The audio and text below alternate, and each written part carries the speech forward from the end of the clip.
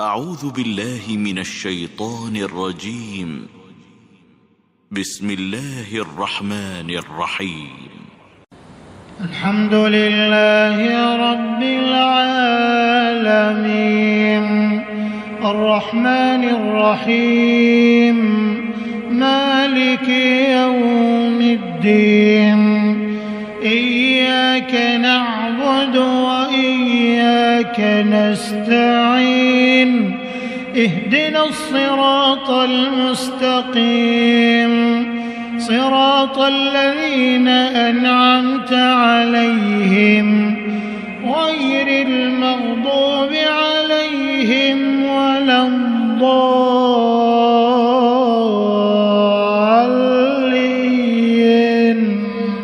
آمين.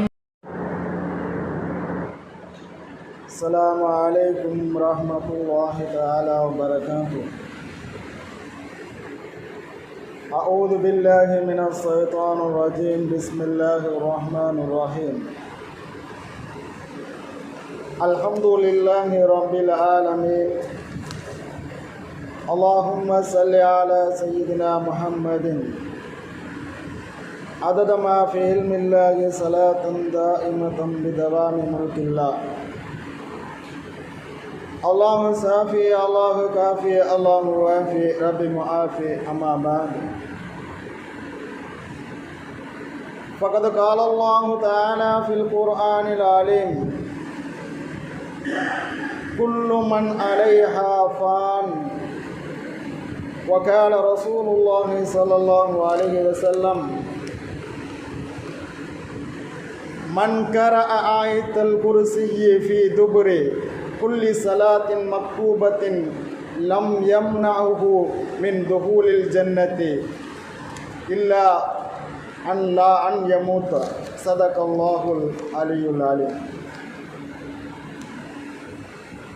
அளவற்ற அருளாளனும் நிகரற்ற அன்புடையோனுமாகிய அல்லாஹுவின் திருநாமத்தால் ஆரம்பிக்கின்றேன். அருமையானவர்களே, நாம் எல்லாம் புனிதமான தினம் ஜும்மாவுடைய தினத்திலே அல்லாஹுடைய கட்டளையை நிறைவு செய்வதற்காக வேண்டி அல்லாஹுடைய ஆலயத்திலே ஒன்று கூடியிருக்கின்றோம். அல்லாஹு தாலா கபூல் செய்வானாக. ஆமீன். அருமையானவர்களே, அல்லாஹு தாலா அவனுடைய திருநாமங்களாக 99 திருநாமங்களை சொல்லி தந்திருக்கின்றான். அந்த திருநாமங்களை வைத்து அந்த திருநாமங்களின் மூலமாக அல்லாஹ்விடத்தில் நாம் என்ன செய்யலாம்? உதவிகளை தேடலாம். அந்த 99 திருநாமங்களில் எந்த திருநாமத்தை நாம் நம்மளுடைய தேவையாக கருதி திக்ரு செய்து அல்லாஹ்விடத்தில் நாம் பிரார்த்தனை செய்யும் பொழுது அல்லாஹ் தஆலா அந்த கோரிக்கையை நிறைவு செய்யக்கூடியவனாக இருக்கின்றான். இதில் குறிப்பாக இஸ்முல் ஆலம் என்று சொல்லக்கூடிய பிரதான இஸ்மு ஒன்று இருக்கின்றது. மகத்தான ஒரு திருப்பெயர். இஸ்முல் ஆலம் என்று சொன்னால் மகத்தான ஒரு திருப்பெயர் அல்லாஹுக்கு இருக்கின்றது. அந்த பெயரை வைத்து அல்லாஹ்விடத்தில் பிரார்த்தனை செய்தால் நிச்சயமாக அல்லாஹ் ஏற்றுக்கொள்வான் என்பதாக நமக்கு நபிகள் பெருமானார் ரசூலுல்லாஹி ஸல்லல்லாஹு அலைஹி வஸல்லம் அவர்கள் சொல்லித் தருகின்றார்கள். ஆனால் அந்த மகத்தான ஒரு திருநாமம் எது என்று பெருமானார் ரசூலுல்லாஹி ஸல்லல்லாஹு அலைஹி வஸல்லம் அவர்கள் நமக்கு சொல்லித்தரவில்லை. அல்லாஹ் யாருக்கு அந்த திருநாமத்தை கற்றுக் கொடுக்க வேண்டும் என்று அல்லாஹ் நாடுகின்றானோ அவர்களுக்கு அந்த திருநாமத்தை அல்லாஹ் கற்றுக் கொடுக்கின்றான். அந்த இஸ்முல் ஆலத்தை வைத்து அவர்கள் பிரார்த்தனை செய்தால் அல்லாஹ் தஆலா அந்த துஆவை உடனே ஏற்றுக்கொள்ளுகின்றான் என்பதை பற்றி குர்ஆன் பல இடத்திலே பேசுகின்றது. அந்த மகத்தான திருநாமத்தை பற்றி நபிகள் பெருமானார் ரசூலுல்லாஹி ஸல்லல்லாஹு அலைஹி வஸல்லம் அவர்கள் ஒரு தடவை அவர்களுடைய துணைவியார் ஆயிஷா சித்திகா ரலியல்லாஹு அன்ஹா அவர்களிடத்தில் வந்து சொல்லுகிறார்கள், அல்லாஹ் தஆலா எனக்கு மகத்தான ஒரு பெயரை கற்றுத் தந்திருக்கின்றான். அந்த மகத்தான அந்த நாமத்தை அந்த பெயரை வைத்து அல்லாஹ்விடத்தில் கேட்போமேயானால் அல்லாஹ் உடனே அந்த காரியத்தை நிறைவு செய்து தருவான் என்று பெருமானார் ரசூலுல்லாஹி ஸல்லல்லாஹு அலைஹி வஸல்லம் அவர்கள் ஆயிஷா சித்திகா ரலியல்லாஹு அன்ஹா அவர்களிடத்தில் சொல்லுகின்றார்கள். உம்மஹாத்துல் முஃமினீன் ஆயிஷா சித்திகா ரலியல்லாஹு அன்ஹா அவர்கள் கேட்கிறார்கள், யா ரசூலுல்லாஹ், எனக்கும் அந்த திருநாமத்தை, அந்த இஸ்முல் ஆலம் என்று சொல்லக்கூடிய அந்த மகத்துவமிக்க அந்த திருநாமத்தை கற்றுத்தாருங்கள் என்று கேட்கும் பொழுது பெருமானார் ரசூலுல்லாஹி ஸல்லல்லாஹு அலைஹி வஸல்லம் அவர்கள் சொல்லுகின்றார்கள், ஓ ஆயிஷாவே, அது உனக்கு அவசியம் இல்லை, அது உனக்கு தேவைப்படாது என்று சொல்லிவிடுகின்றார்கள். ஆயிஷா சித்திகா ரலியல்லாஹு அன்ஹா அவர்கள் எப்படியாவது பெருமானார் ரசூலுல்லாஹி ஸல்லல்லாஹு அலைஹி வஸல்லம் அவர்களிடத்தில் அந்த இஸ்முல் ஆலத்தை நாம் கற்றுக்கொள்ள வேண்டும், அந்த மகத்தான திருநாமத்தை கற்றுக்கொள்ள வேண்டும் என்று சொல்லி எவ்வளவோ முயற்சி செய்கின்றார்கள். ஆனால் பெருமானார் ரசூலுல்லாஹி ஸல்லல்லாஹு அலைஹி வஸல்லம் அவர்கள் அதை கற்றுக் கொடுக்கவில்லை. உடனே ஆயிஷா சித்திகா ரலியல்லாஹு அன்ஹா அவர்கள் என்ன செய்கின்றார்கள், அல்லாஹ்வுடைய 99 திருநாமங்களை திக்ர் செய்து பிறகு, யா அல்லாஹ், உன்னுடைய நெருக்கத்தை, உனக்கு பிரியமான ஒரு பெயரை கொண்டு என்னுடைய துவாவை நீ ஏற்றுக்கொள் என்று சொல்லி பிரார்த்தனை செய்கின்றார்கள். இதை பார்த்து பெருமானார் ரசூலுல்லாஹி ஸல்லல்லாஹு அலைஹி வஸல்லம் அவர்கள் சொன்னார்கள், அந்த 99 திருநாமங்களிலே இஸ்முல் ஆலம் என்று சொல்லக்கூடிய அந்த மகத்துவமிக்க திருநாமமும் இருக்கின்றது என்று பெருமானார் ரசூலுல்லாஹி ஸல்லல்லாஹு அலைஹி வஸல்லம் சொன்னார். அந்த 99 திருநாமங்களிலே இந்த இஸ்மு தான், இந்த பெயர் தான் அந்த இஸ்முல் ஆலம் என்று பெருமானார் ஸல்லல்லாஹு அலைஹி வஸல்லம் அவர்கள் குறிப்பிட்டு சொல்லாமல் அந்த 99 திருநாமங்களில் ஏதாவது ஒரு பெயராக இருக்கலாம் என்று பெருமானார் ரசூலுல்லாஹி ஸல்லல்லாஹு அலைஹி வஸல்லம் அவர்கள் ஆயிஷா சித்திகா ரலியல்லாஹு அன்ஹா அவர்களிடத்தில் அறிவித்தார். அல்லாஹ் தஆலா சில விஷயங்களை மறைத்து வைத்திருக்கின்றான். அதாவது ஜும்மாவுடைய தினம் இருக்கின்றது. இந்த ஜும்மாவுடைய தினத்திலே துஆக்கள் ஏற்றுக்கொள்ளக்கூடிய ஒரு நேரம் ஒன்று இருக்கின்றது. வெள்ளிக்கிழமை ஜும்மாவுடைய தினம் இருக்கின்றது அல்லவா, அந்த ஜும்மாவுடைய தினத்திலே துஆக்கள் ஏற்றுக்கொள்ளப்படக்கூடிய ஒரு நேரம் இருக்கின்றது. ஆனால் அது எந்த நேரம் என்பதை அல்லாஹ் மறைத்து வைத்து விட்டான். பெருமானார் ஸல்லல்லாஹு அலைஹி வஸல்லம் அவர்கள் அதை தெளிவுபடுத்தி நமக்கு சொல்லவில்லை. இந்த வெள்ளிக்கிழமை துஆ மக்பூலாக்கக்கூடிய ஒரு நேரம் ஒன்று இருக்கின்றது. அந்த நேரத்தில் எந்த அடியார்கள் எந்த துஆவை கேட்டாலும் அல்லாஹ் கபூல் செய்வான். ஆனால் அந்த நேரம் இது என்று பெருமானார் ஸல்லல்லாஹு அலைஹி வஸல்லம் அவர்கள் என்ன செய்யவில்லை, தெளிவுபடுத்தவில்லை. ஆனால் வெள்ளிக்கிழமை அந்த ஒரு குறிப்பிட்ட ஒரு நேரம் இருக்கின்றது. இதை அல்லாஹ் மறைத்து வைத்திருக்கின்றான். இதே போன்று லைலத்துல் கத்ர் என்று சொல்லக்கூடிய ஒரு இரவு இருக்கின்றது ரமலான் மாதத்திலே. அந்த லைலத்துல் கத்ர் என்று சொல்லக்கூடிய இரவு இதுதான் என்று பெருமானார் ஸல்லல்லாஹு அலைஹி வஸல்லம் அவர்கள் நமக்கு குறிப்பிட்டு தெளிவுபடுத்தவில்லை. அதையும் அல்லாஹ் என்ன செய்து விட்டான், மறைத்து வைத்து விட்டான். அதே போன்று ஒருவர் அல்லாஹ்வுடைய இறை நேசனா, அல்லாஹ்வுடைய பொருத்தத்தை பெற்ற வழிமார்களுடைய அடியார்களாக இருக்கிறாரா என்பதையும் அல்லாஹ் மறைத்து வைத்து விட்டான். உலகத்தில் மூமின்களாக தான் வாழ்வோம், இறை நேசர்களாக அவுலியாக்கள் என்று இன்றைக்கு நம்ம உலகத்தில் பார்த்துக்கிட்டு இருக்கோம்ல. அந்த அவுலியாக்கள் நம்ம கண்ணுக்கு உலகத்தில் வாழும்போது யாருக்கு தெரியாது. எல்லாரும் எந்த அடிப்படையில் வாழ்வோம், மூமின்கள் முஸ்லிம்களாக தான் வாழ்ந்தோம். செல்வந்தராக இருந்திருப்பாங்க, அவங்க அல்லாஹ்வுடைய லானத்துக்குரியவர்களாக அல்லாஹ் காப்பாற்றினா அப்படி பாவத்துக்குரியவர்களாக ஆயிடுவாங்க. ஒன்றுமில்லாத ஒரு சாப்பிட்றதுக்கு வழி இல்லாமல் பரதேசி என்ற ஒரு சூழலிலே உலகத்தில் ஒதுக்கப்பட்டு வாழ்ந்து கொண்டிருப்பாங்க. அவங்க அல்லாஹ்விடத்தில் மிகப்பெரிய இறைநேசர்களாக இருப்பார்கள். இப்போ யார் அல்லாஹ்வுடைய இறைநேசர், அல்லாஹ்வுடைய பரிசுத்தவான் என்பதையும் அல்லாஹ் மறைத்து வைத்து விட்டான். இதையும் என்ன செய்ய முடியாது, மனிதர்களால் அறிய முடியாது. அதே போன்று உலகத்திலே வாழ்ந்து கொண்டிருக்கக்கூடிய மனிதர்களாக இருக்கக்கூடிய நமக்கு எப்பொழுது மரணம் வரும் என்பதையும் நாம் அறிய முடியாது. அல்லாஹ் என்ன செஞ்சு விட்டான், அந்த மரணத்தையும் மறைத்து வைத்து விட்டான். இதே போன்று அல்லாஹ்வுடைய அந்த மகத்துவமிக்க திருநாமம் இஸ்முல் ஆலம் என்று சொல்லக்கூடிய அந்த மகத்துவமிக்க அந்த பெயரையும் அல்லாஹ் மறைத்து வைத்து விட்டான். அல்லாஹ் எந்த அடியார்களை பிரியப்படுகின்றானோ, எந்த அடியார்களை நேசம் கொள்ளுகின்றானோ அவர்களுக்கு மட்டும் அந்த திருநாமத்தை உணர்த்தி கற்றுக் கொடுத்திருக்கின்றான். அந்த திருநாமங்களை வைத்து அவர்கள் அல்லாஹ்விடத்தில் பிரார்த்தனை செய்யும் பொழுது அல்லாஹ் தஆலா என்ன செய்கின்றான், அந்த துஆவை உடனே ஏற்றுக்கொள்ளுகின்றான். சுலைமான் அலைஹிஸ்ஸலாத்து வஸலாம் அன்னவர்களுடைய காலகட்டத்திலே அவர்களுடைய அரசாட்சி கீழே இருந்த அந்த ஜின்களும் இருந்தது, மனித வர்க்கங்களும் இருந்தது, மற்ற ஹைவான்கள் எல்லாம் இருந்தது, அவர்களுடைய ஆட்சிக்கு கீழே இருந்தது. அப்பொழுது சுலைமான் அலைஹிஸ்ஸலாத்து வஸ்ஸலாம் அன்னவர்கள் என்ன செய்தார்கள்? அவர்களுடைய அந்த கவுமுகளை, அந்த சகாக்களை அழைத்து அவர்கள் என்ன செய்தார்கள்? ஒரு கட்டளையை கேட்டார்கள், ஒரு கோரிக்கையை வைத்தார்கள். சபா நாட்டு இளவரசியாக இருக்கக்கூடிய பல்கீசுடைய சிம்மாசனத்தை நீங்கள் கொண்டு வர வேண்டும் என்று சொல்லி சுலைமான் அலைஹிஸ்ஸலாத்து வஸ்ஸலாம் அன்னவர்கள் அவர்களுடைய சமூகத்திலே இருந்த அந்த மனிதர்களிடத்திலும் ஜின் வர்க்கத்திடத்திலும் கோரிக்கையை வைத்தார்கள். அதிலே ஒரு ஜின் வந்து சொன்னது சுலைமான் அலைஹிஸ்ஸலாத்து வஸ்ஸலாம் அன்னவர்களிடத்தில், இந்த மஜ்லிஸை நீங்கள் முடிப்பதற்கு முன்பாக அந்த சபா நாட்டில் இருக்கக்கூடிய அந்த இளவரசியுடைய அந்த சிம்மாசனத்தை நான் இங்கே எடுத்து வருகின்றேன் என்று சொல்லி ஒரு இஃப்ரீத் என்று சொல்லப்படக்கூடிய ஒரு ஜின் என்ன செய்தது? அங்கே முன் வைத்தது. என்ன சொன்னது அந்த ஜின்னு? இந்த மஜ்லிஸை நீங்கள் முடிப்பதற்கு முன்பாக அங்கே சபா நாட்டில் இருக்கக்கூடிய அந்த சிம்மாசனத்தை நான் எடுத்து கொண்டு வந்து விடுவேன் என்று சொல்லி அந்த இஃப்ரீத் என்ற ஜின் என்ன செய்தது? சொன்னது. அடுத்த வினாடி அங்கே இருந்த ஒரு இறைநேசர், ஆசிப் இப்னு பர்கியா என்று சொல்லக்கூடிய ஒரு இறைநேசர் இருக்கிறார். அவர் சொல்லுகிறார், நீங்கள் கண்மூடி இணைப்பதற்கு முன்பாக அந்த சிம்மாசனத்தை நான் இங்கே கொண்டு வருகிறேன் என்று சொல்லி அந்த அடியார் சொல்லுகின்றார். அருமையான பெரியோர் சகோதரர்களே, இந்த நிகழ்வினை நாம் கவனிக்க வேண்டியது என்னவென்று சொன்னால், ஜின் வர்க்கம் இருக்கின்றது, அது நெருப்பால் படைக்கப்பட்ட ஒரு வர்க்கம்.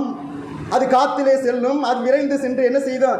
அந்த நாட்டில் இருக்கக்கூடிய சிம்மாசனத்தை எடுத்து வந்துவிடும்.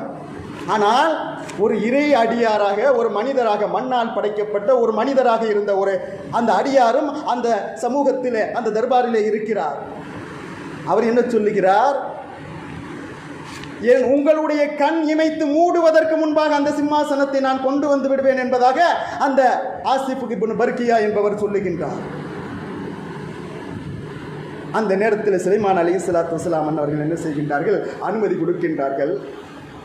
அந்த அடியார் என்ன செய்கின்றார்? அதே போன்று கண் இமைக்கும் நேரத்திலே அந்த சபா நாட்டிலே இருந்த அந்த பல்கீசுடைய சிம்மாசனத்தை எடுத்து கொண்டு வந்து எங்கே வைத்து விட்டார்? சுலைமான் அலைஹிஸ்ஸலாத்து வஸ்ஸலாம் அவர்களுடைய தர்பாரில் வைத்து விட்டார்.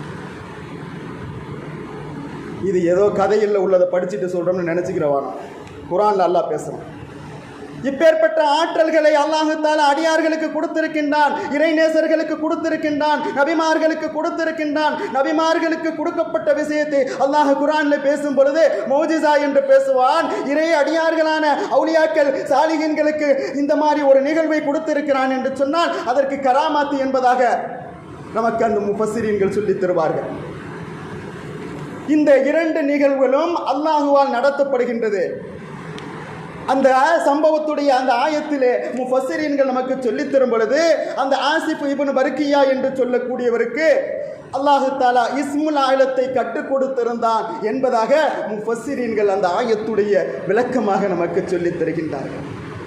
அந்த அடியார் ஆசிப் இப்னு பர்கியா இஸ்முல் ஆலத்தை கற்றிருந்தால் அதன் காரணத்தால் அந்த சபா நாட்டிலே இருந்த அந்த பல்கீசுடைய சிம்மாசனத்தை கண்ணிமைக்கும் நேரத்திலே எடுத்து கொண்டு வந்து வைத்தார் என்பதை முஃபஸ்ஸிரீன்கள் நமக்கு சொல்லித் தருகின்றார்கள்.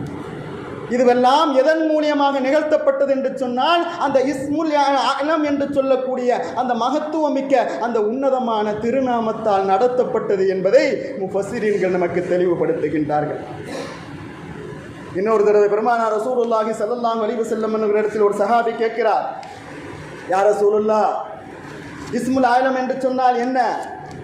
அது எதிலே இருக்கின்றது? அது எந்த திக்ராக இருக்கிறது என்பதை பற்றி ஒரு சஹாபி பெருமானார் ரசூலுல்லாஹி ஸல்லல்லாஹு அலைஹி வஸல்லம் அன்னவர்களிடத்தில் கேட்கும் பொழுது பெருமானார் ரசூலுல்லாஹி ஸல்லல்லாஹு அலைஹி வஸல்லம் அவர்கள் சொன்னார்கள், அந்த இஸ்முல் ஆலம் என்று சொல்லக்கூடிய அந்த மகத்துவமிக்க அந்த திருநாமம் 3 சூறாக்களிலே, குர்ஆனில் இருக்கக்கூடிய 3 சூறாக்களிலே இடம்பெறுகிறது என்பதாக பெருமானார் ஸல்லல்லாஹு அலைஹி வஸல்லம் அவர்கள் சொன்னார்கள்.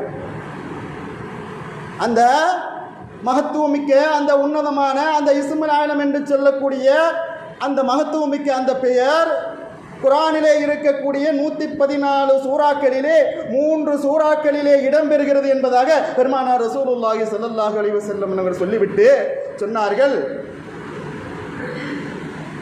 சூரத்துல் பக்கரா, முதலாவது சூரா சூரத்துல் பக்கரா, அலிஃப் லாம் மீம் தாலிகல் கிதாப், முதல் ஜுஸில் இடம்பெறக்கூடிய அந்த முதல் சூறாவிலே அந்த இஸ்முல் ஆலம் என்று சொல்லக்கூடிய மகத்துவமான அந்த திருப்பெயர் இடம்பெறுகிறது என்பதை பெருமானார் ஸல்லல்லாஹு அலைஹி வஸல்லம் அவர்கள் உணர்த்தினார்கள். இரண்டாவது சூறாவாக ஆல இம்ரான் என்று சொல்லக்கூடிய சூறா இருக்கிறதல்லவா, அந்த சூறாவிலே இஸ்முல் ஆலம் என்று சொல்லக்கூடிய அந்த பிரதான ஒரு ஆயத்து இடம்பெறுகிறது என்பதை நபிகள் பெருமானார் ஸல்லல்லாஹு அலைஹி வஸல்லம் அவர்கள் சொன்னார். மூன்றாவதாக தாகா என்ற சூறா இருக்கின்றது. அந்த தாகா என்ற அந்த சூறாவிலே 111வது ஆயத்தாக அந்த இஸ்முல் ஆலம் என்ற அந்த பெயர் இடம்பெறுகிறது என்பதை பெருமானார் ஸல்லல்லாஹு அலைஹி வஸல்லம் அவர்கள் சொன்னார்கள். நபி ஸல்லல்லாஹு அலைஹி வஸல்லம் அவர்கள் அந்த உன்னதமான அந்த இஸ்முல் ஆலம் என்று சொல்லக்கூடிய அந்த திருப்பெயர் இந்த 3 சூறாக்களிலே இடம்பெறுகிறது என்று சொன்னார்கள். ஆனால் இதுதான் என்று குறிப்பிட்டு சொல்லவில்லை. அந்த ஆயத்துடைய விளக்கமாக முஃபஸ்ஸிரீன்கள் எழுதும் பொழுது சூரத்துல் பக்ராவிலே இடம்பெறக்கூடிய அந்த ஆயத்து எது என்று முஃபஸ்ஸிரீன்கள் சொல்லித் தரும் பொழுது அல்லாஹ் லா இலாஹ இல்லா ஹுவல் ஹய்யுல் கய்யூம் என்று இடம்பெறக்கூடிய ஆயத்துல் குர்சி இருக்கிறதல்லவா, அதுதான் அந்த ஆயத்தில் தான் இஸ்முல் ஆலம் என்று சொல்லக்கூடிய அந்த பிரதான இஸ்மு இருக்கிறது என்பதாக முஃபஸ்ஸிரீன்கள் நமக்கு சொல்லித் தருகின்றார்கள். இரண்டாவதாக ஆல இம்ரான் என்று சொல்லக்கூடிய வரக்கூடிய அந்த சூறாவிலே இரண்டாவது ஆயத்தாக இடம்பெறுகிறது அல்லாஹ் லா இலாஹ இல்லா ஹுவல் ஹய்யுல் கய்யூம் நஸல அலைக்கல் கிதாப என்று சொல்லக்கூடிய அந்த ஆயத்து இடம்பெறுகிறது. அந்த ஆயத்து தான் இஸ்முல் ஆலமாக இருக்கும் என்பதாக முஃபஸ்ஸிரீன்கள் சொல்லித் தருகின்றார்கள். மூன்றாவதாக தாகா என்ற சூறாவிலே 111வது ஆயத்தாக வானத்தில் உஜூஹுல் லில் ஹய்யில் கய்யூம் என்ற ஆயத்து இடம்பெறுகின்றது. அந்த ஆயத்தாக இருக்கலாம் என்பதாக முஃபஸ்ஸிரீன்கள் சொல்லித் தருகின்றார்கள். ஆக இந்த 3 ஆயத்திலும் நாம் கவனித்து பார்ப்போமேயானால் அல் ஹய்யுல் கய்யூம் என்ற வார்த்தை இடம்பெறும். இந்த அல் ஹய்யுல் கய்யூம் என்ற திருநாமம் தான் இஸ்முல் ஆலமாக இருக்கலாம் என்பதாக முஃபஸ்ஸிரீன்கள் நமக்கு அந்த ஆயத்துடைய விளக்கமாக சொல்லித் தருகின்றார்கள். அதைத் தொடர்ந்து அலி ரலியல்லாஹு அன்ஹு அவர்களுடைய ஒரு அறிவிப்பை நாம் பார்க்கும் பொழுது உஹது போரிலே பெருமானார் ஸல்லல்லாஹு அலைஹி வஸல்லம் அவர்கள் அந்த உஹது பத்ர் போரிலே பெருமானார் ஸல்லல்லாஹு அலைஹி வஸல்லம் அவர்கள் சுஜூதிலே இருந்து அதிகமாக பிரார்த்தித்துக் கொண்டிருந்தார்கள்.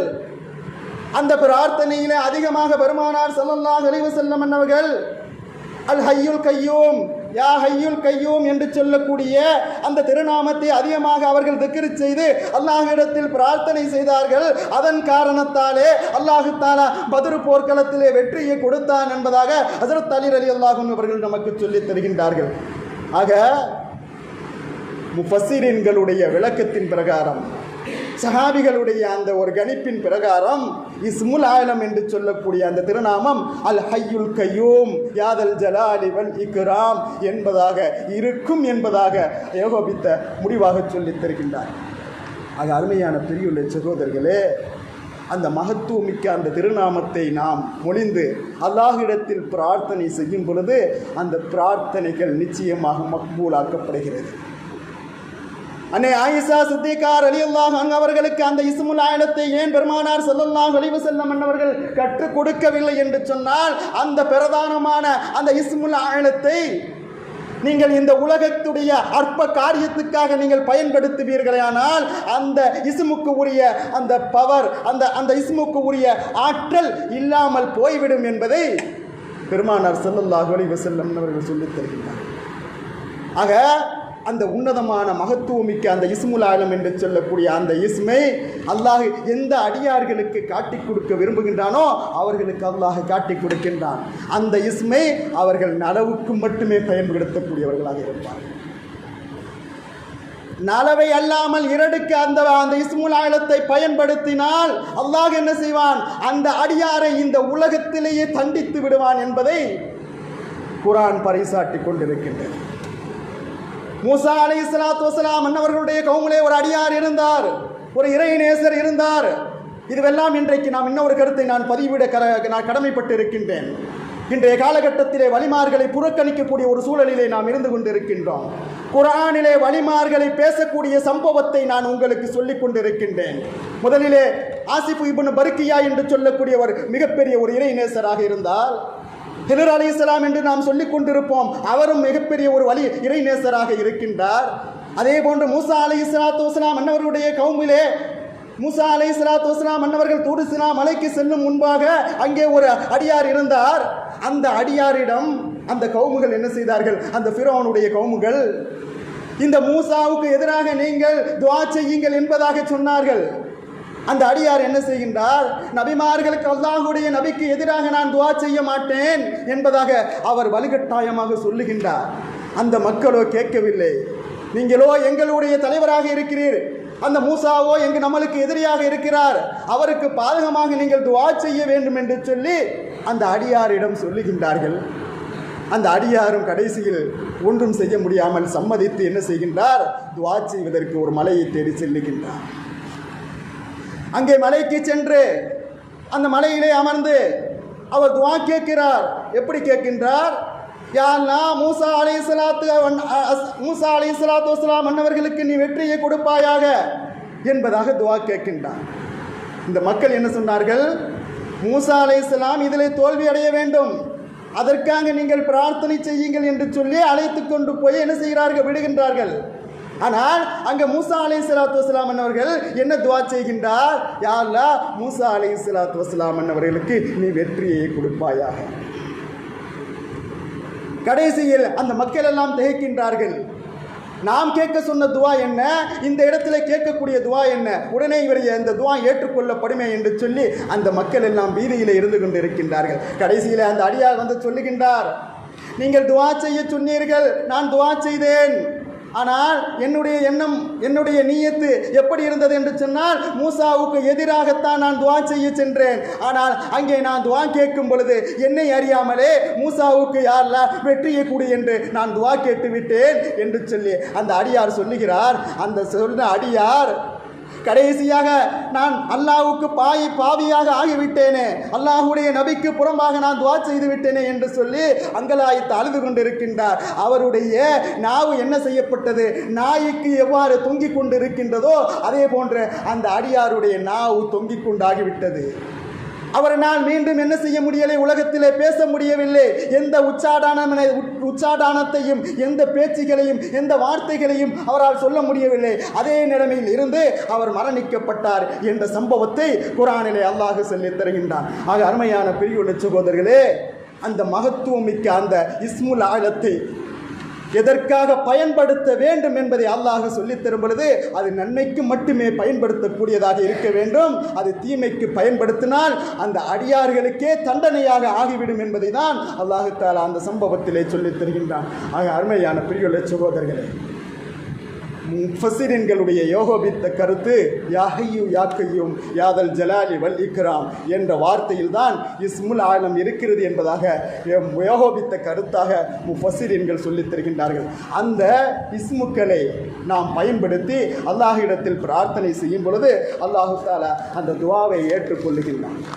பெருமானார் ரசூலுல்லாஹி ஸல்லல்லாஹு அலைஹி வஸல்லம் அவர்கள் சொல்லித் தருகின்றார்கள், மன் கரஅ ஆயத்தல் குர்ஸியி ஃபீ துபுரி குல்லி ஸலாத்தின் மக்தூபத்தின் லம் யம்னஉஹு மின் துஹூலில் ஜன்னah இல்லா அன் யமூத. ஒவ்வொரு ஃபர்லு தொழுகைக்கு பிறகும் ஆயத்துல் குர்ஸியை யார் ஓதி வருகிறாரோ அவர்களுக்கு சொர்க்கத்துக்கு எதுவும் தடையாக இருக்காது, மரணத்தை தவிர. மரணம் மட்டும்தான் அந்த அடியாருக்கு சொர்க்கத்துக்கு போகிறதுக்கு தடையாக இருக்கும். அவர் டைரெக்டாக அவர் மரணம் அடைஞ்சது சொர்க்கத்துக்கு சென்றுவார். அப்பேற்பட்ட சிறப்பை அல்லாஹ் தஆலா எதிலே வைத்திருக்கிறான் என்று சொன்னால் அந்த ஆயத்துல் குர்ஸி என்று சொல்லக்கூடிய அந்த ஆயத்திலே அல்லாஹ் வைத்திருக்கின்றான். அந்த ஆயத்துல் குர்ஸியை நாம் ஒவ்வொரு தொழுகைக்கு பிறகும் நியமமாக ஓதி வரும் பொழுது நமக்கு மரணம் மட்டும்தான் தடை, நம்மளுக்கு சொர்க்கத்துக்கு மரணம் மட்டும்தான் தடை இருக்கு. அந்த மரணம் நீங்கிருச்சுன்னு வச்சுக்கிறீங்க, டைரக்டா நாம் சொர்க்கத்துக்கு செல்லுவோம் என்பதை நபிகள் பெருமானார் ஸல்லல்லாஹு அலைஹி வஸல்லம் அவர்கள் சொல்லித் தருகின்றார்கள். ஆக அருமையான பெரியுள்ள சகோதரர்களே, அந்த உன்னதமான அந்த திக்ர்களை வைத்து நாம் அல்லாஹ்வுடைய நெருக்கத்தை பெறக்கூடிய அடியார்களாக அல்லாஹ் தஆலா நாம் அனைவர்களையும் ஆக்கி அருள் பாலிப்பானாக. வ ஆகிர் தாவானா அல்ஹம்துலில்லாஹி ரப்பில் ஆலமீன். வஸ்ஸலாமு அலைக்கும் வரஹ்மத்துல்லாஹி தஆலா வபரகாத்துஹு.